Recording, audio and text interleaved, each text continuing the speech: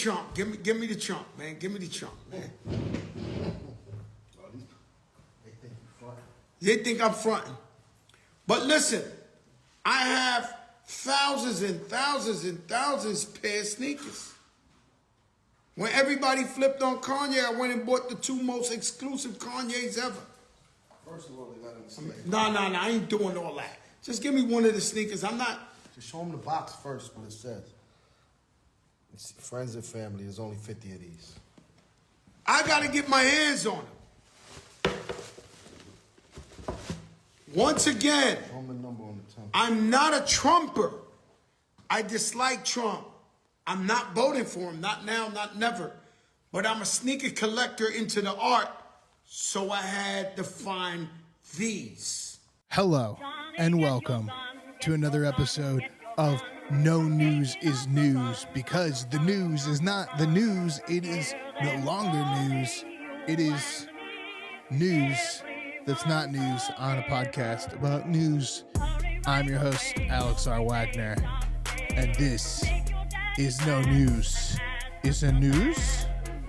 We are here in our little laid-back, chill out, No News is News format to bring you all of the news of the day as we lead into the Super News Day, Super Tuesday. Hey. And first up, we got Jim Cornelius, the K guy, the guy that's been impersonated, and now he's like a thing. MSNBC with the board. Take a look here, though. This is all, as we say, assuming that Nikki Haley does not pull off the mother of all political miracles on Tuesday, because right now, here's the Republican race. You see the delegate count, Trump by a 10-1 margin, leading Nikki Haley, and you see what's going to come up Tuesday. Let me call those up. These are all the states and all the results we've had so far, but let's call up the big one, Super Tuesday here, and just take a look at this map, and I think you'll see the challenge Haley faces. Here's all the states, and, you start. It's the map and it's the rules. California, you would think, is a great state for Nikki Haley. Closed primary. Independents can't vote. Democrats can't vote. And it's winner take all. If Trump just gets 50% plus one, he gets all 169 delegates out of California. A lot of states that are like that. Alabama's essentially a winner take all. Arkansas is essentially a winner take all here. Texas is at the statewide level, essentially winner take all as well. They also give out votes by congressional district. But if you look at those districts, they really look friendly to Trump. The bottom line for Nikki Haley, when you look at this map, 40% is not going to cut it. Unless she's winning states, winning multiple states on Tuesday, she's going to get buried in a delegate avalanche, Kristen. It's kind of hard to do this whole thing when the board's already filled in, but he's still excited. He's like a golden retriever for elections, that guy. But Super Tuesday is going to be pretty boring on the stat sheet, but Super Tuesday as a day for news and the Super News Day will just be started. So here's my big theory for Super Tuesday, because today obviously is Monday, which means that we will come back next full week when we see the actual implosion of Super Tuesday. But I have high hopes for what Super Tuesday will bring us in the media cycle over the next week. Lots of articles about whether Trump won bigly or whether he didn't win bigly, but he probably will win bigly in most things. We also found out that Nikki Haley won just one district so far, the District of Columbia, Washington, D.C., which is very fitting. I don't know if the Trump people did that on purpose, if they were like, you know what, corporate federal elitists, yeah, we'll give her that one. But everything else, we're going to take the states. Thank you very much. Maybe she'll win Hawaii, too, because it's really small. I don't know. But pretty much just a Democrat win there. I don't know how, they had to have just given it to her, because, how else maybe none of them live in D.C.? Maybe that's a problem. They're not all, D.C. people that live there all their whole lives. They're normal Americans across the United States. I don't know. But Trump's going to win bigly. And the big question then remains, and this may take through the rest of March, but the world wants to know who the third-party candidates are going to be, and I feel like they're going to find out around Super Tuesday. All right, so first we got Nikki Haley here, who is very devoted to not giving up. They're like, are you going to go to the convention? Are you going to? No? You did sign a pledge, an RNC pledge, to support the eventual nominee. Do you still feel bound by that pledge? I have always said that I have serious concerns about Donald Trump. I have even more concerns about Joe Biden. So is that a no? Are you bound by the RNC pledge? The RNC pledge, I mean, at the time of the debate, we had to take it to where would you support the nominee? And you had to, in order to get on that debate stage, you said yes. The RNC is now not the same RNC. Now it's So you're no Trump's longer bound daughter-in-law. by that pledge? No, I think I'll make what decision I want to make, but that's not something I'm thinking about. And I think that while y'all think about that, I'm looking at the fact that we had thousands of people in Virginia. We're headed to North Carolina. We're going to continue to go to Vermont and Maine and all these states to go and show people that there is a path forward. I said it last week. I'll say it again because it incited riots. But Nikki Haley is the woman's version of an insurrection, a non-erection. Miss Nikki Haley. Also, she does like the hand thing the same as Trump. You notice that? But it's like a woman's version. It's just like delightful little hands. I'm tired of the hands. Tired of the Joe Biden's trying to jog. That was really weird.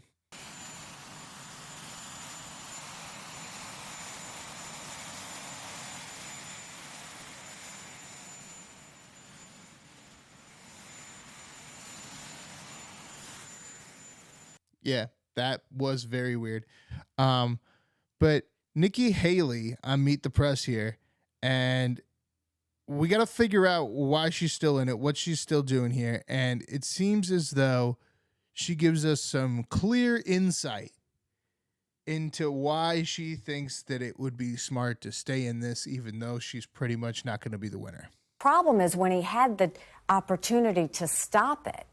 You know, you have everybody from Fox News anchors to friends to family begging him to say something to get them to stop, including his vice president. And he was silent.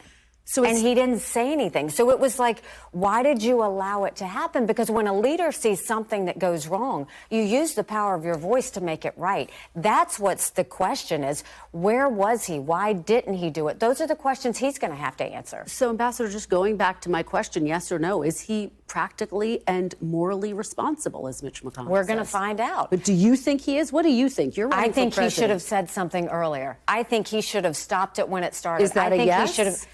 It's what I'm saying. I am telling you, having the rally was not a crime. To turn around and not stop people from breaking the law when he had the opportunity to do that is questionable. And that's what I think the courts are going to have to play with. January 6th. That's the insight. And the thing is that she's not wrong. The deep intellectual or like the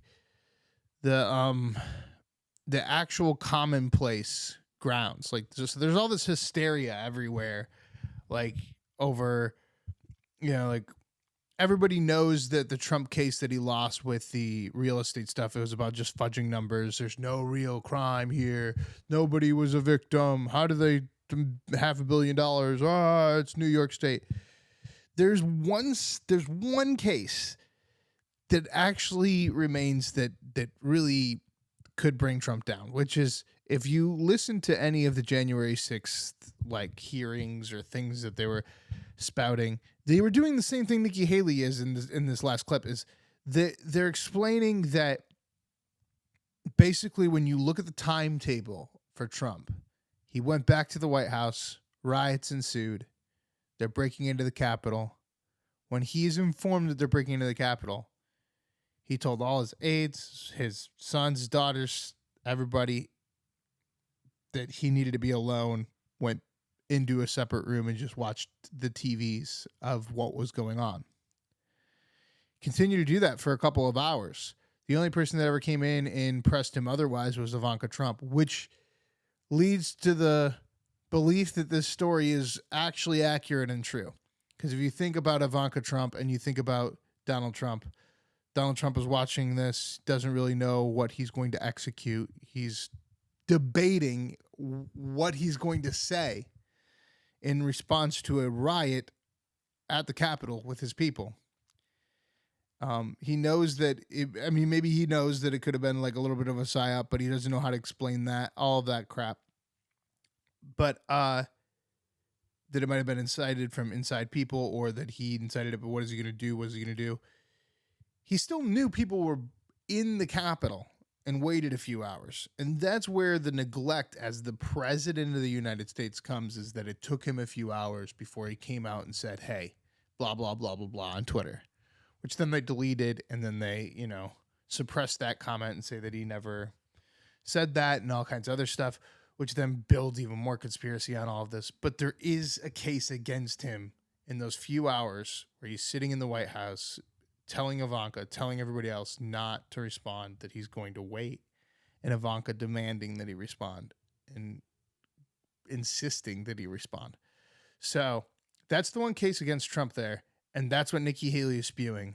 So I think that she's holding out hope that that will happen. However, a lot of Democrats are really upset this week because we found out that the Supreme Court is going to take up the case of whether Trump has a presidential immunity at that time because he's a president of the United States. And if he does, then this all goes away. And the bigger problem is they're not going to take up that case till July. So there's not going to be much time for a trial against him if they say he doesn't have presidential immunity before the actual November election. So everybody's kind of throwing their hands up going, well, the one case we had against him, there's no way it gets done in time. But Nikki Haley's sitting around, and I think that she's waiting for it. I think that that's her only option. She can't go third party. She can't go no labels, which is this thing that's been spoken about by the media. It's very interesting. The media usually stays away from independent organizations when it comes to elections, but they're desperate for a third party candidate. No labels. Holds a lot of money and fundraising, has the backing of Joe Manchin. So a lot of people are like, is this going to happen? Could this be the big thing that we can all lean in on? They said they're not going to make a decision until after Super Tuesday. Nikki Haley, I think, is stuck. I don't think that she can be their candidate, even if she is there, because one, there may be laws against it in the Republican primary of her de factoing and going third party. She declared herself to the Republican nomination. If she doesn't win the Republican nomination, she's out. So I think she's a speaking piece. She's also hoping to be a replacement, used as almost a VP candidate in the case that Trump is indicted and then arrested for that involvement in January 6th. So you can see the situation play out still, even with the case going against him as he becomes president. So he gets elected in November. Everybody's in an uproar. Takes a few months. They bring this case, gets fed back to the Supreme Court. Supreme Court holds him liable for those few hours where he just did not say anything. And then he is essentially sent back, maybe impeached, maybe not. I don't think impeachment's a thing because it's not. You're not going to get 2/3 majority in the Senate or House by next January, February. But I think that Nikki Haley, the Koch brothers, the people paying for her, the corporations of the old Republican Party, are holding onto that ticket, hoping, well, for one, using it in articles for like NPR and other things to, spout the spoken word of, oh my God, Nikki Haley won. Nikki Haley won.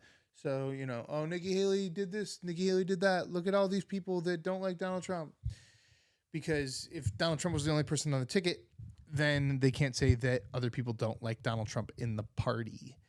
And so then they can't spew nonsense, anti-Trump rhetoric, all that BS.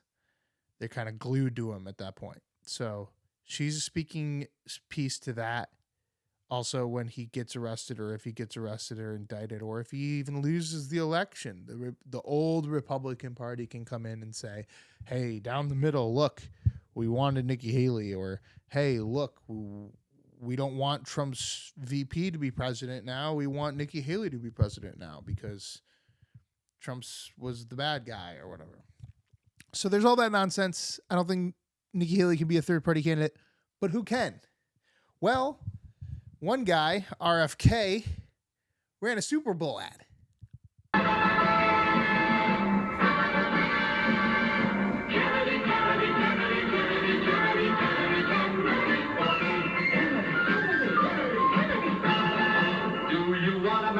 a president who's seasoned through and through. A man who's old enough to know and young enough to do. Well, it's up to you, it's up to you, it's strictly up to you. American Idol 2024 is responsible for the content of this advertisement. RFK has been very interesting because he's been completely kept out of the media because of his stance with pharmaceutical drugs. And pharmaceuticals are pretty much the number one supplier of news media because old people need pharmaceuticals and old people watch news or read news or listen to news or talk about news or vote.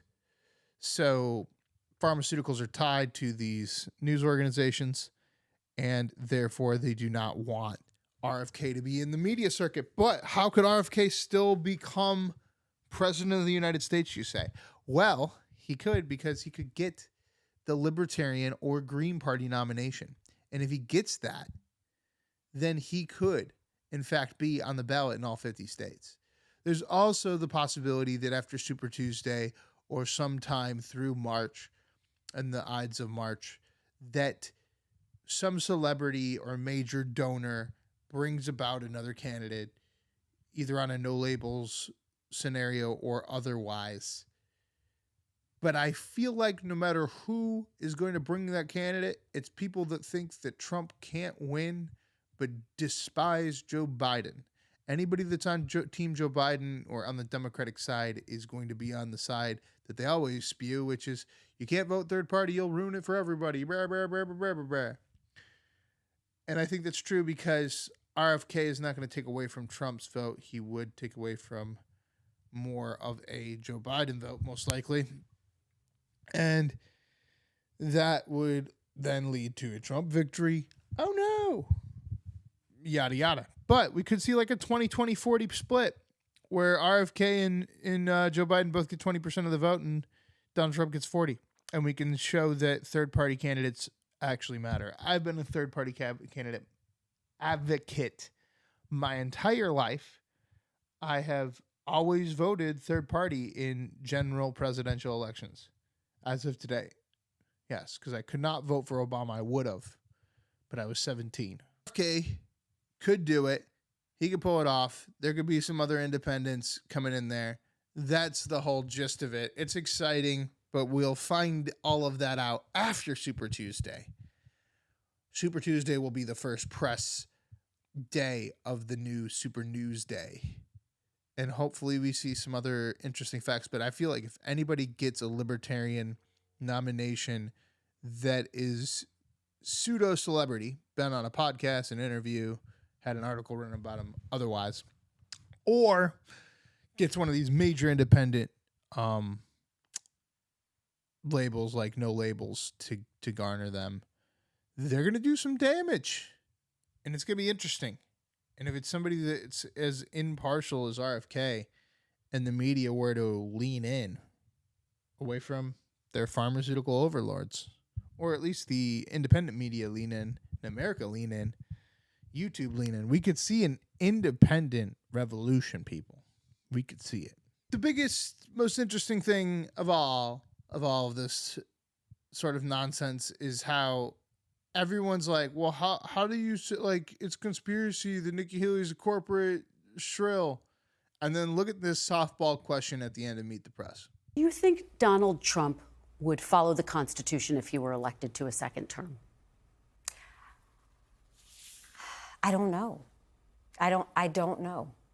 I mean, you always want to think someone will, but I don't know. You know, when you go in and you talk about revenge, when you go in and you talk about, you know, vindication, when you go in and you talk about what does that mean? Like, I don't know what that means. Just lobbing it up there. Boom! Home run! You win, Nikki Haley!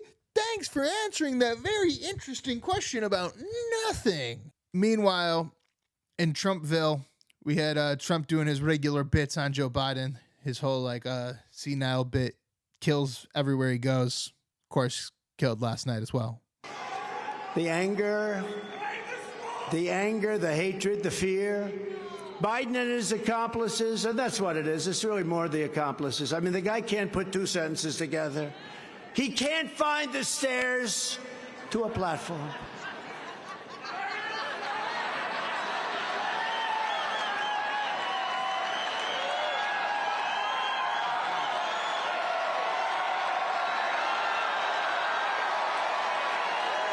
I love how there's regular bits and then there's new bits for Trump. It's pretty great.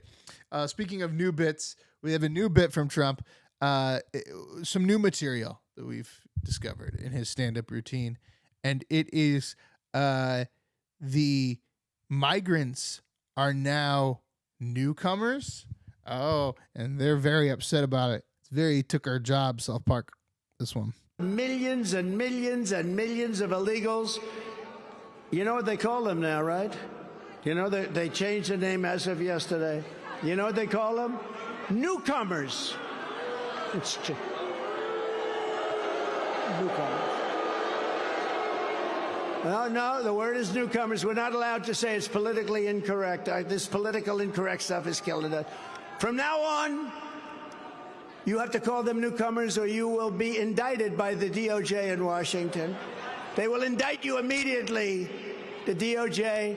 No, they said last night, we are going to call the people that came into our country. We used to call them illegal aliens. We call them a lot of different names. But newcomers is a step too far. But they are newcomers from now on. Please, everybody, call them. Does everybody agree with that? Newcomers. I'm shocked to hear that. He riles them up so well. He's got people screaming in the crowd, all angry, and then he tells us that he's going to start deporting illegal aliens, and then he might have let it slip that he might murder some of them. We are not going to allow them to stay in our country. We don't want to see what's going on. Why is it?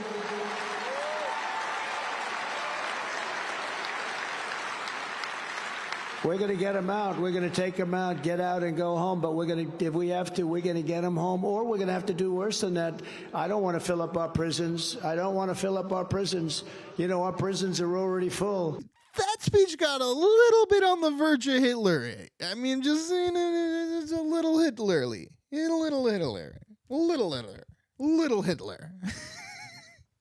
It's a little Hitler, all right? We need to tone it down with the white man screaming about getting rid of the migrants before we know where we're going to put them. Once we know where we're going to put them, we're fine. Be like, look, this is Casa Bonita. They're blah, blah, blah, blah, blah. Or you can be like, send them back where they came from. That's the old good racist one. That's solid.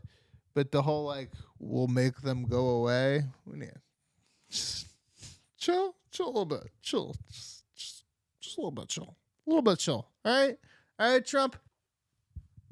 But now that we've talked about Trump, what's going on with our number one president? The president that is the president, or is he the president? Joe Biden. You know, we heard from Joe Biden when he was eating ice cream last week, getting ready to visit the border. He visited the border on Thursday, had a great time. And what's he been up to since then? I want to know who the hell came up with that idea. Because you know Trump and the GOP are going to use that to their advantage, right? And they'll be right to do so. Because, ladies and gentlemen, if we're being fair, if we saw Donald Trump sitting down in a black household, eating fried chicken with a father and a son, what would we say? What would we say? What would we say? You know folks out there would be calling it racist. Well, if it's racist for him, and I'm not saying it would be, but if it's racist for him, why wouldn't it be racist for Biden? I'm not calling the president the R word. I'm not making that accusation. I love that every clip of Stephen A. Smith is literally him just being like, I should have ran for president. I should have done it because you guys are ridiculous. Well, you've given people that ammunition. And if you could give it to them on the right, what absolves you on the left from doing the same thing? I mean, damn, I should have ran for president. Some of the idiotic ass things that you folks do, the level of insensitivity, the lack of understanding. No wonder people are willing to vote for Trump in 2020 or 2016 No wonder they're looking for candidates all over the place. No wonder you lose faith in the political apparatus that exists. Some of the asinine decisions that y'all make with no regard, no understanding, totally oblivious to how it's going to look. Because he's like very much like still Trump derangement syndrome. But at the same time, he's like, I don't know, Disney. I don't know how to spin this one, ABC. I don't know how to spin this, ESPN. I can't do it. He's eating freaking KFC with black people. That warped his brain forever. When we're looking at these third-party candidates, one of them that's very interesting is the thought of Mr. Joe Manchin being a third-party candidate. And I am all for it after seeing Joe Manchin just about level a climate activist that came into a room and interrupted a public meeting with him. Manchin, you sold our futures and you've gotten rich doing it. You sick fuck. How dare you? You sold our futures. I don't want to sit down somewhere so you can talk. I'm not going to sit down. You've received more funding than any other senator. You see that? He's like, hold me back. Hold me back. And the security's like, yo, you need to relax. You need to chill, sir. The last thing that we can talk about when we're talking about Mr. Super Tuesday, the Tuesday of the Tuesdays of Supers, is election laws and election interference, as they call it, and all these catch grab words. But here is literally the Attorney General talking about how they're ramping up to help with fixing voter ID coming up to the election. Right to vote is still under attack. And that is why the Justice Department is fighting back. That is why one of the first things I did when I came into office was to double the size of the voting section of the Civil Rights Division. That is why we are challenging efforts by states and jurisdictions to implement discriminatory, burdensome, and unnecessary restrictions on access to the ballot, including those related to mail-in voting, the use of drop boxes, and voter ID requirements. That is why we are working to block the adoption of... If I was in charge, I would be like, nobody talk about anything to do with the election except for me until the election is over, please. Because any of you talking about fixing the election while we're doing the election kind of sounds, yeah. Now that we're done with the election and all of that jazz, what is our number one guy, our biggest loser in the election and the primary, Mr. Ron DeSantis of Florida? What's he up to? What's he doing now? Unbelievable what happened. And, you know, this was involved in federal jurisdiction at the time, and the feds worked to engineer this plea deal with the prosecutor in Palm Beach County. And this happened, 15, 20 years ago. When I became governor, we launched a criminal investigation into exactly what happened. How did he get this sweetheart deal? But what we ran into was grand jury secrecy laws. And that is true in Florida. If you testify in front of a grand jury, it's secret. It's got to be kept secret. And then people tried to petition to get it released under some of the exceptions, and all those court cases failed. So the Florida legislature passed legislation now which authorizes the release of all those grand jury files. And so I signed it into law this week. That law will become effective on July 1st. Finally, the public is going to be able to get answers. Ron DeSantis single-handedly solving Epstein and Epstein's Island. Bro, if you would have done this, we would have voted for you. Why did you do this after you're done? I don't. You could have won. You could have won. You had this in your arsenal the whole time. He's like, oh, you guys want to solve Epstein? Yeah, I can do that. America wanted to solve Epstein. Why didn't you let them know in Iowa that you were solving Epstein, bro? Been sleeping on Epstein the whole time. All right, and now to the war in the Mideast, as they call it on NPR. It's called the Mideast now because they got to abbreviate Middle East because I don't know. But here's the vice president, the most discredited figure in all of public speaking, talking about demanding a ceasefire, I guess, by herself. The threat of Hamas poses to the people of Israel must be eliminated. And given the immense scale of suffering in Gaza, There must be an immediate ceasefire. For at least the next 6 weeks. You notice how she says the word ceasefire, immediate ceasefire. Everybody starts cheering, and then she's like, for the next 6 weeks. That's an evil mofo. That's an evil mofo right there. Kamala Harris, ruthless slave owner, lover of all marijuana arrests. Yum. But if we're going to talk about irrelevant figures on the left, like the vice president talking about the war, why don't we have somebody talk about the war that's just as irrelevant from the right? Marjorie Taylor Greene. Go!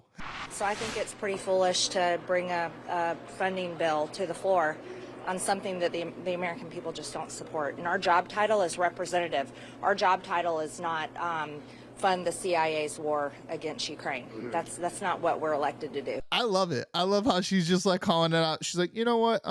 This is the CIA's war with the fucking whatever that bullshit the UN y'all doing over there with the European Union. Yeah, knock it off. We don't want it. We don't want to fund it. But we will fund unlimited wars in the Middle East as long as it's in support of Christians in Israel. Okay? But no more of that nonsense with the Russia. They're all Russian anyway. I don't know. We'll see what happens. On one of the Sunday programs, I think it was on ABC, the DHS secretary, who's been the only sitting House cabinet member of any White House in the last, I believe, 150 years to ever be impeached, is answering the simple question of, hey, how do these cities report to you? Are you saying there that the federal government had been informed about this individual and the alleged crimes he had committed in those states? Because he could have been deported if that was the case. Was there a breakdown in the system? So, Margaret, there are a number of cities around the country that have varying degrees of cooperation with the immigration authorities. We firmly believe that New York did not? We firmly believe that if a city is aware of an individual who poses a threat to public safety, then we would request that they provide us with that information so that we can ensure that that individual is detained if the facts so warrant. And it sounds like they were not coordinating. Well, different cities have different levels of cooperation. Mm-hmm. We were not notified in this instance. And his answer is they don't report to us. I love this. Like, when you're listening to this, you can definitely tell this guy is only helping out when they pick up the phone. Yo, you see a Haiti thing though, y'all? That was crazy. Like Haiti, they just like released everybody from the prisons, the gangs did, and now they're like fighting the government. But the president was like in Kenya to like pay for soldiers from Kenya to come over to stop the gangs in Haiti. Like, yo, y'all need to stop. BBC has been told the vast majority of inmates held the capital's main prison have escaped, some 4,000 men. Gangs who now control much of Port-au-Prince broke into the jail in the early hours of Sunday. At least 12 people have been killed in the unrest. This latest upsurge in violence began on Thursday when the country's Prime Minister Ariel Henry travelled to Nairobi to discuss sending a Kenyan-led multinational security force to Haiti. Black wars are a lot less organized than white wars.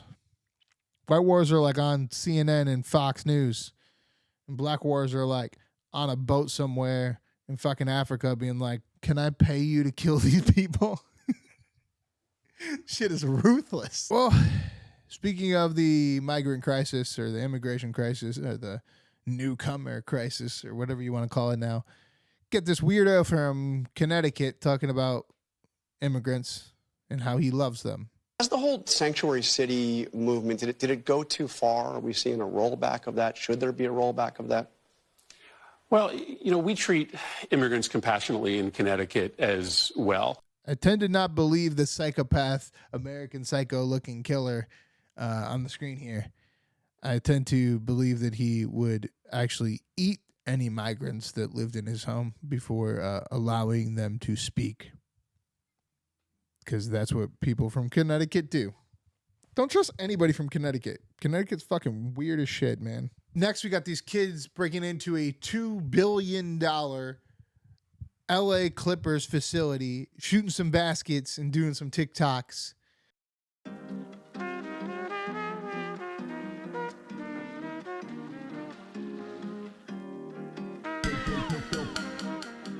Hit your bass hit your when the bass hit your face, you be like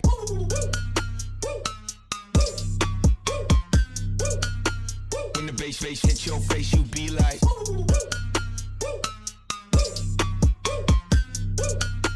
when the bass hit your face, you be like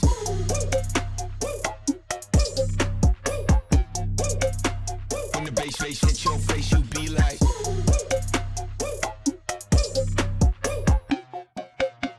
when the bass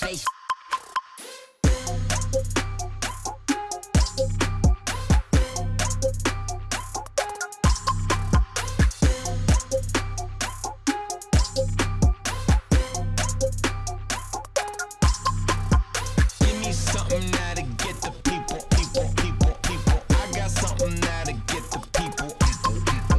Give me something now to get the people. I got something now to get the people.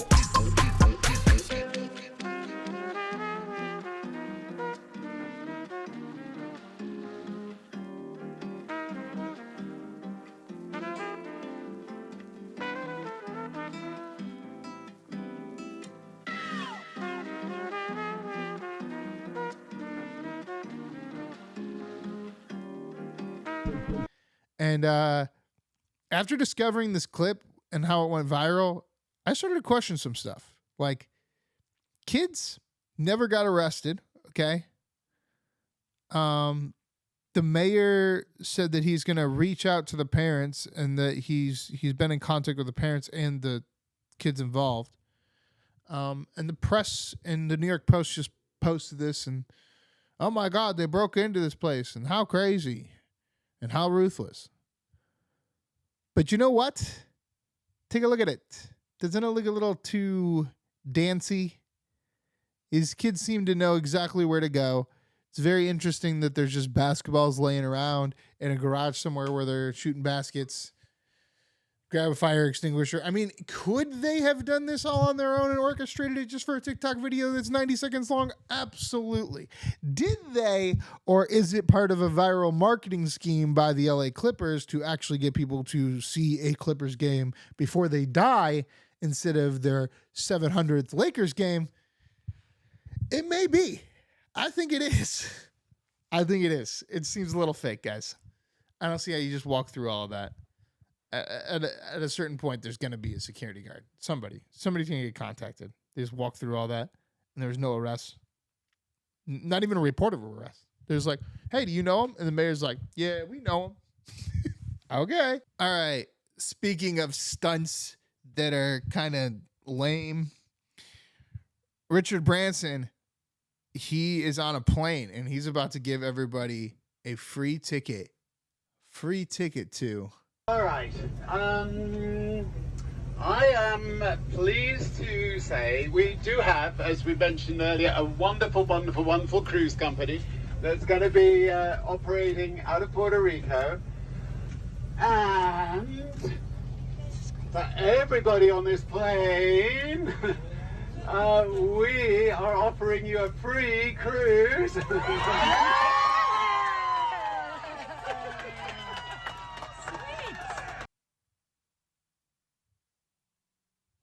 A cruise. I don't know if a cruise is really a good thing. Like, who... I feel like free tickets to a cruise are more of a punishment than they are a gift. Now, remember, this is also Richard Branson, the guy that did Virgin Airlines, that I'm pretty sure doesn't fly anymore. It just, wasn't he like tied to T-Mobile? Didn't he start T-Mobile? Just seems like a kind of knockoff kind of guy. So like, you go into like the T-Mobile of cruises for free. I wouldn't do a Disney cruise, let alone a Norwegian cruise, let alone a cruise across the cruises. I would do a cruise through the Antarctica where they, do like dinner theater, like it's Titanic, and then they helicopter you out. So if anybody wants to try to do that with us, that would be cool. I'd do that.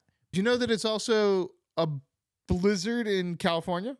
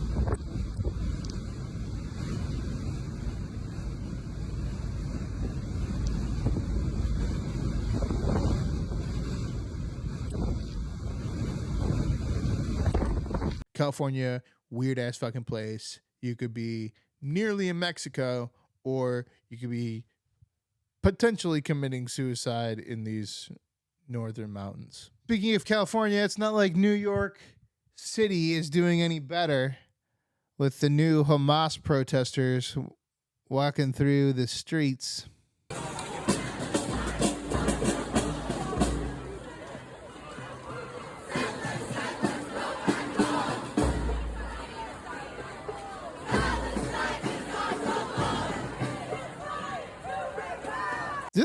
It's literally the same people. I love this. And I love how their identity changes based on like whatever they saw on TikTok last week. And somehow they don't even recognize it. Like the same people that were protesting for BLM are now out here protesting for Hamas. It's not like this is a new group of people. There's 50% of New York that's protesting something different every week. They were grabbing them by the pussy and wearing fucking pussy hats in 2016. It's just like every fucking weekend, these people have a new goddamn cause and they're walking down the streets blocking traffic for all the Jersey folk. And I don't like Jersey either, but, tunnel traffic's pretty bad to begin with. We don't need to cause more of it, all right? So I say we make sure that when you go to Columbia or NYU moving forward, that you have to sign a contract saying that you won't block the city streets for all your stupid crap that you listen to on Twitter. Okay? I have to end with this because I have to show you guys, it's weird. All right. So there's this Nationals player, and I don't know. I mean, he may have passed or deceased. And if he did, rest in peace. But this man goes to catch the ball at the home run fence and falls over it. In that draft, and he sends this one towards the right field side, drifting, and it is gone! Up and over the wall, trying to make the catch. But Tyler Miller. Now, I'm not sure if the home run counts or not, or if that was a home run, or if it was just a ground rule double. Guy falls over the fence. As soon as he falls over the fence, everybody on the other side of the fence looks at the guy as though he looks like he's decapitated. And that would be scary enough. But here's the thing. This is the joke. All right? The joke I leave you with for the day. Every time that someone gets brought out of a sports situation, everyone claps. This guy, from the looks of all of his friends, does not look to appear to be okay, probably for the rest of his life. And he's attached to a stretcher and drug out of the field, and the entire stadium claps. And I find that extremely morbid and weird and wrong, that we think that that's a sportsman-like thing to do, to be like, hey, dead guy fucking walking over here.